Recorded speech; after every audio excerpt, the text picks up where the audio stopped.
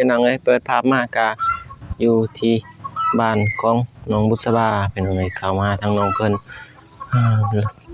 2-3 มื้อ4 มื้อแล้วเป็นน้องเอ้ยที่บ่าวสายบ่ได้ลงคลิปหรือว่าถ่ายคลิปกับน้อง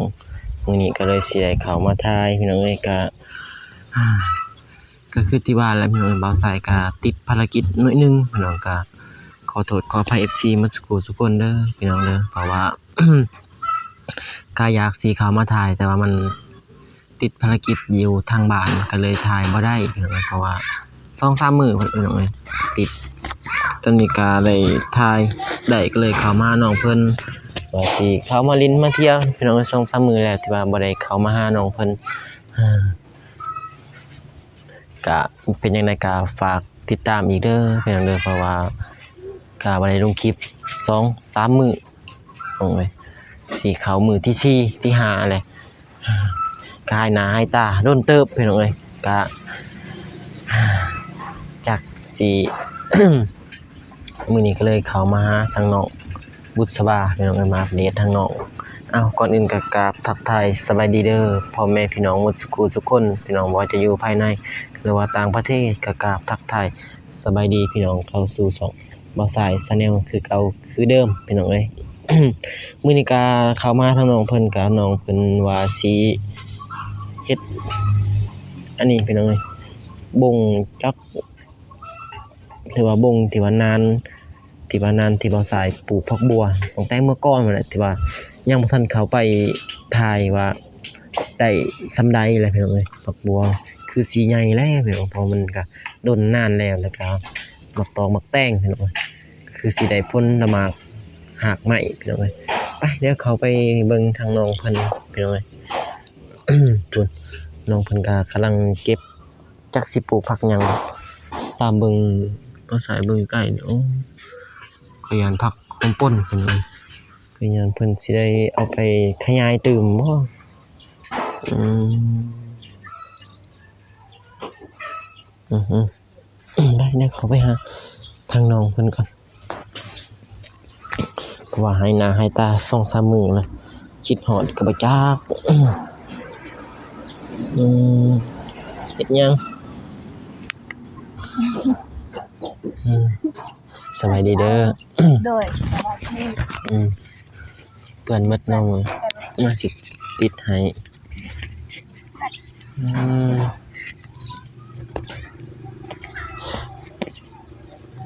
โอเคพี่น้องกราบทักทายสบายดี มาว่าให้นายตาเดินแลงพ่อใหญ่พ่อแม่พี่น้องก็คิดฮอดแล้วบัดกับเพื่อนสวัสดีเด้อพ่อแม่พี่น้อง FC แล้วก็สวัสดีเด้อผู้ใหญ่ใจบุญทุกท่านบ่ว่าสิอยู่ฝั่งลาวฝั่งไทยอยู่ภายในหรือต่างประเทศก็ขอกราบทักทายสวัสดีเด้อโดยสิเฮ็ดหยังสิแบ่งเอาไปปลูกใส่นานอยู่พุ่นแบ่งเอาไปปลูกใส่นานโดยขยายมันเพราะว่าอยู่นี้มันน้อยเดียวมันน้อยเนาะโดยขยายเอาไปปลูกอยู่พุ่นอีกผักนี่ต้องมันหดน้ำได้ตามเบิ่งโดยเพราะว่ามันสิอยู่ใกล้น้ำพี่น้องพุ่นสิปลูกอยู่ไสนี่ปลูกอยู่นานดอกปลูกผักบัวแต่ว่าสิได้ยอดมันงามนะบ่เป็นหยังเฮาไปปลูกมันก็อันนั้นเลยมันขึ้นเลยบ่โดยมันขึ้นเลย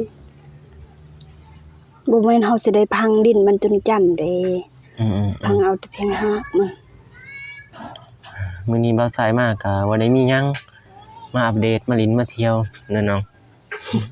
ไปใส่4 มื้อ3 มื้อแล้วติดงานติดภารกิจติดงานนี่แหละ2 มื้อ3 มื้อเพิ่นเพื่อสิแล้วงานนี่ก็เลยบ่ได้ถ่ายพี่น้องเอ้ยเลยบ่ได้เข้ามาหาน้องติดงานอยู่ทางบ้านพอดี4 มื้อ3 มื้องานแล้วก็บ่ได้มาหาน้องเพราะว่ามันเป็นงานจำเป็นนะก็เลยบ่ได้ถ่ายคิดว่าสิถ่ายอยู่งานเพิ่นก็จักสิถ่ายว่าสวยงามมื้อนั้นผู้นี้จะได้มาว่าลิ้นโทรศัพท์นะก็เลยบ่ได้ถ่ายกินข้าวกินน้ำแล้วบ่ยังโดยบ่ได้ซื้อแนวกินมาเนาะ จากน้อยออกไปซื้ออีกไปซื้อเนื้อกินตำข้าวปุ้นอยากบ่เดี๋ยวไปซื้อข้าวปุ้นมาตำกินจักหน่อยไปไปวงอยู่ไส อยู่นานตัวปลูกผักบัว ปลูกผักบัวพอดีแล้วไปเบิ่งผักบัวเลย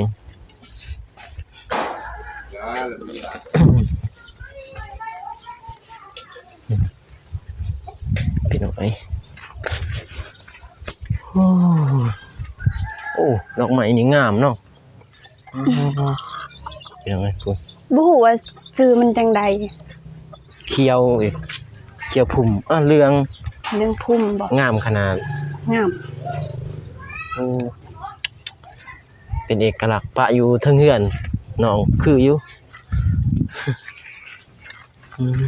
มักแบ่งเป็นมากแล้วได้ แป้งเหรอ โดย จากน้อยมาเบิ่งบ่ได้ กำลัง มาดน 2 3แนวมือวานมื้อซื่นมีเก็บแล้วหน่วยนึง2หน่วย บ่ได้มาดนเป็นมาเป็นเครือหมดแน่เนาะ โดย นี่ขนาดที่บ่สายโบยบ่ได้มาใหญ่เบิดนะน้องบ่รดน้ำก่อนบ่ สิฮดก่อนแล้วได้จังปลูก รดน้ำก่อนจึงอันนั้นง่าย โดย จึงปลูกง่าย เพราะว่าผักหอมป่นนี่ก็เป็นสิ่งที่ว่าจำเป็นเด้พี่น้องถ้าว่าบ่มีแท้ๆก็คือต้องได้ซื้อเด้หอมป่นแม่นบ่เนาะ ซื้อได้ค่ะบ่มี ผักบัวที่บ่ใส่ใส่ปลูก อันนี้ก็ ใหญ่เลยเด้พี่น้องเอ้ยกาไผสิเบิ่งคลิปที่บ่ใส่ปลูกกับน้องเพิ่นก็คือสิเห็นอยู่พี่น้องเอ้ยนี่ใหญ่แล้วยอดมันปรุงออกเบิดแล้วนี่สวยงามพี่น้องเอ้ยนี่มันกำลังขึ้นจนมันขึ้นกว่านี้งามนี่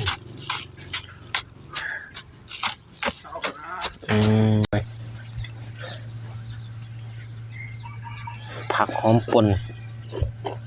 ฟังไทยเรียกผักหยังวะ หอมลับ หอมละ ถ้าจิวบ่ผิดเด้เพราะว่าเคยได้ยิน แต่มันบ่อยากซูมีแล้ว อยู่ไทยมีแต่ ไทยนี่ฟักพี่น้องเอ้ย อีหยังตัวใบกุดๆหั่นผักอีหยังใบกุด ใบสะระแหน่ ๆแม่นตัวน่ะเคยเห็นแต่เขากินกับลาบอีหยังอยู่ในอันนั้นโทรศัพท์หั่น ปลูกผักหอมป่น บุกซ้ำนี่จะบัดมันได้เป็นแล้วมันกว่านี้อีกมันหลาย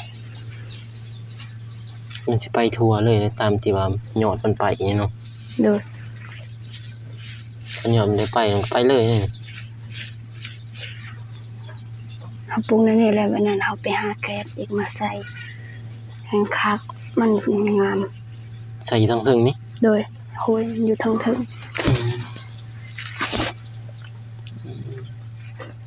ตกคุมสมิธเอาไว้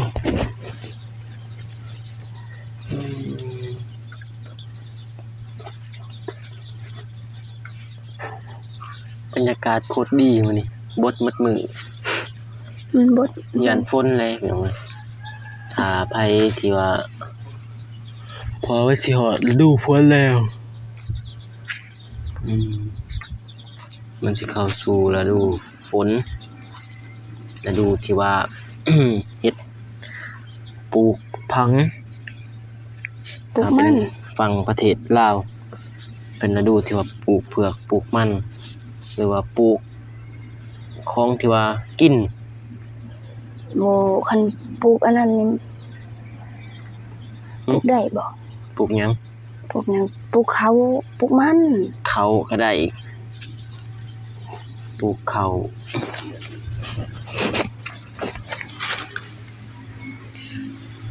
ตัวนี้มากยังมากเลย ฟักทองต้นฟักทอง ตะปลูกรุ่นนั้นเด้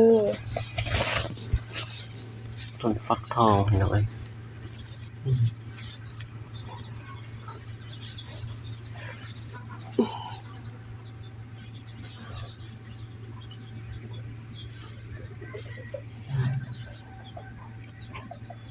คือสิแล้วเนาะ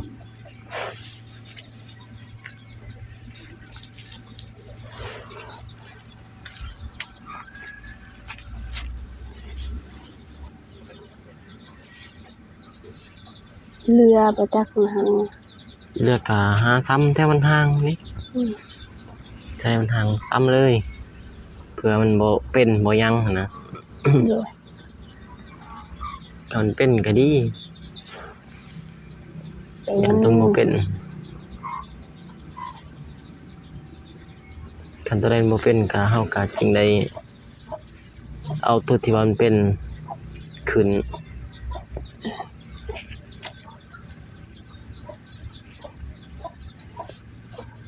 ถ้ามันมีตัวหากใหญ่ๆนั่นคือสิคัก ตัวใด มันแบบว่าทมหมดเลย ให้มันขึ้นมาเองมัน นี่มันบ่มี แบบว่าให้มันขึ้นมาแบบ เป็นยอดงามเลยนะแบบว่าทมหมดเลย นี่มันบ่มีตัวนั้น ถ้าเราทมหมดมันแบบสิพดขึ้นมาเองแต่ว่ามันสิโป่งหนอขึ้นมา มันก็สิงามพี่น้อง ถ้ามีตัวนั้นหันเฮาพังหมด โดย แต่ ทาง ตัวนี้ หมด บ่มี คัก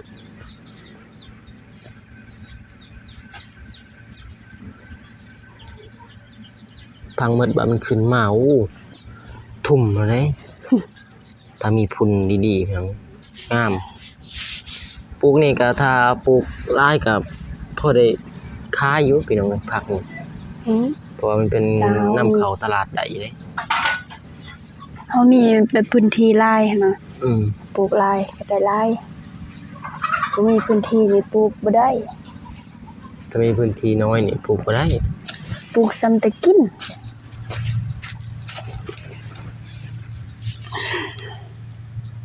ถ้าพื้นที่หลายนี่โอ้คักเลยปลูกคักกับผักบัวนี่ปลูกสิหลายๆนี่พอได้ลกเลยไปขายได้เด้นี่ ลูกไปขายได้ถ้าปลูกหลายถ้าเฮาปลูกก็จะได้กิน อืมอืมปลูกพ่อบ่ได้ซื้อ โดย ของในตลาดอะไร ก็เลยมันเท่าไป งาม นึง แต่พอมันเท่า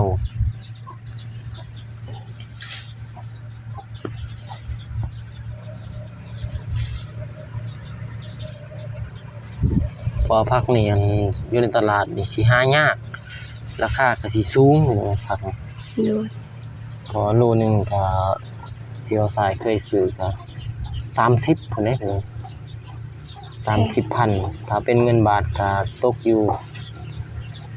6หรือว่า40 บาทนี่แหละ40-50 บาทดีบ่ดีก็ขึ้น60พุ่นพี่น้องบอกก็ แต่ประมาณ50 บาทนี่แหละโลนึง50 บาทผักนี่เขาบอกว่า30,000ร้อยหนึ่งก็ต่อ60,000เห็นไหม60 กว่าพันอืมบรรยากาศในบ้านกระปือยังไงเมื่อวานนี้แดดเบิดมื้อนี้บด บดได้แต่งกะปลูกนี่ ตะโบนี่บ่กล้าเลยเนาะ เลย ตอนแรก ปลูกตอนแรกนี่เขาปลูกกันเช้าก็ได้เพราะว่ามันบด อืม มันบ่เช้าแล้วก็โมง10โมงเลย แต่ว่าผักนี่มันปลูกได้อยู่ จนมันบ่คือแบบผักกาด ผักกาดนี่สิยาก ผักกาดนี่เขาปลูกกลางเว้นอันนี้บ่เป็น อืม แบบมันลวกคันมันแดดแห้งมันก็ลวก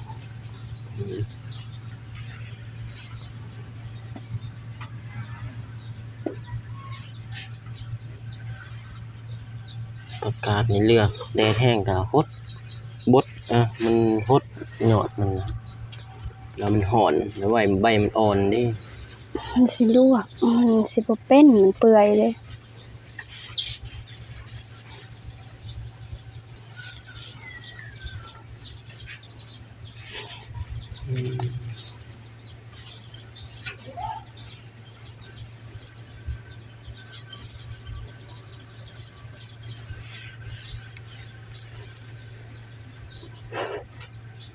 สู้ นี่แหละ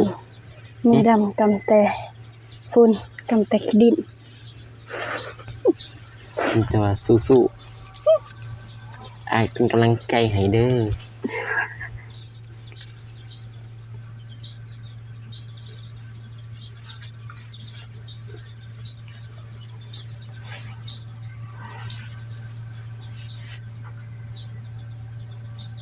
ผักบัวนี่ก็งามแน่สิ กำลังเด้ กำลังมันขึ้นบางมันขนาดสูง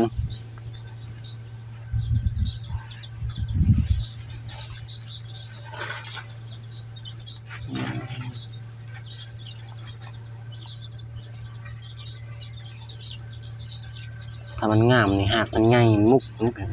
โดยปลูกอยู่หันมันบ่งาม มันแบบเนื้อที่มันบ่กว้างมันเป็นกระดันๆนั่นน่ะ มันเป็นหมักแบบที่นั้นเนื้อที่กว้างมันอยากไปอยาก อืม พอมันเป็นแบบมันเท้าไปเลยนี่ โดย มันเท้าอยู่ใส่มันกระปุงหยอดไปเลย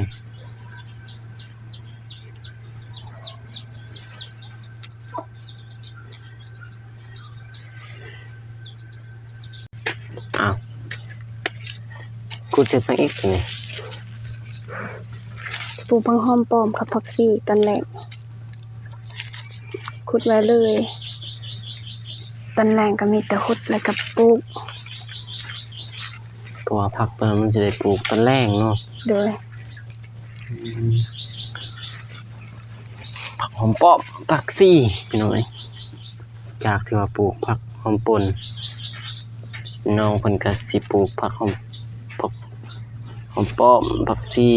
เพื่อว่าที่เอาไว้กิน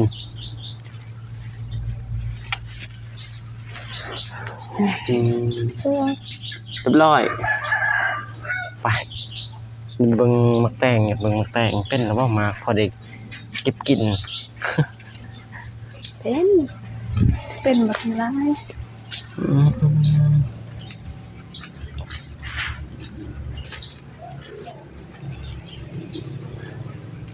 โอ้เครืองามเลยแบบนี้ตอนเดียวสายเอาขึ้นห้าวมันทันขึ้นนี่มันขึ้นแล้วนี่คือเอามันมุกดีแต่ว่ามักเสเวอร์ขึ้นแล้วนี่ มักสเบอร์นะสิขึ้นห่าวแทนมักแตงมันบ่ขึ้น มักแต่งขึ้นมีแต่2-3เครือเนาะ โดย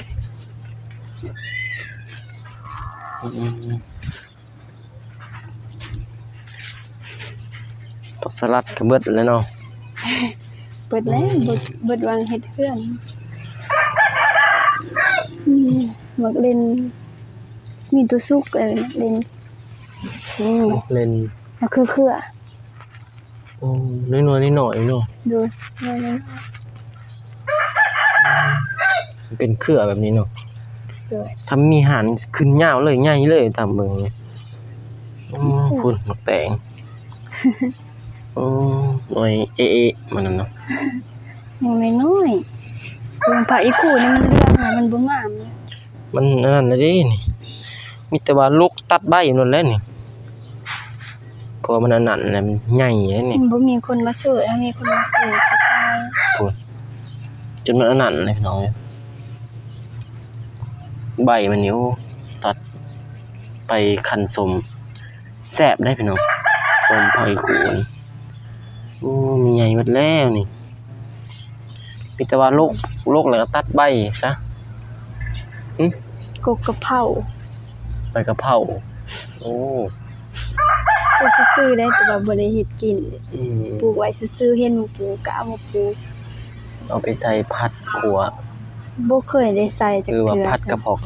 คักเขาเลยนี่ ผลไม้สวนหลังบ้าน นี่หมักแตงโอ้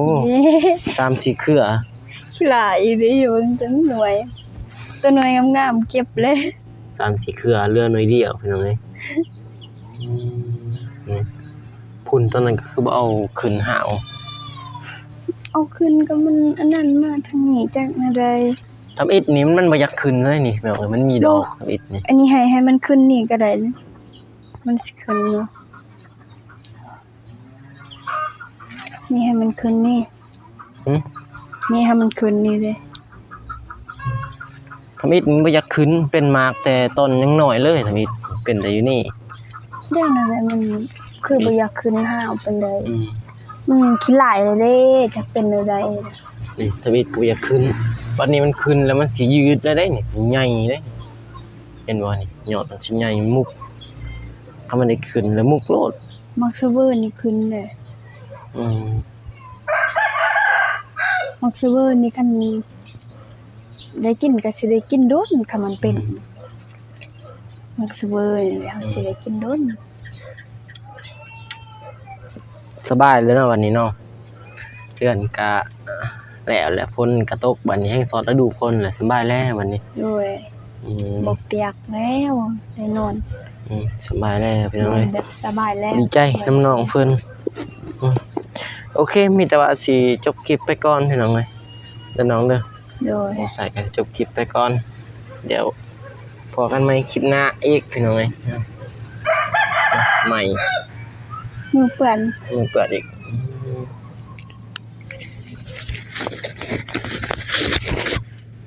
พี่น้องเอ้ย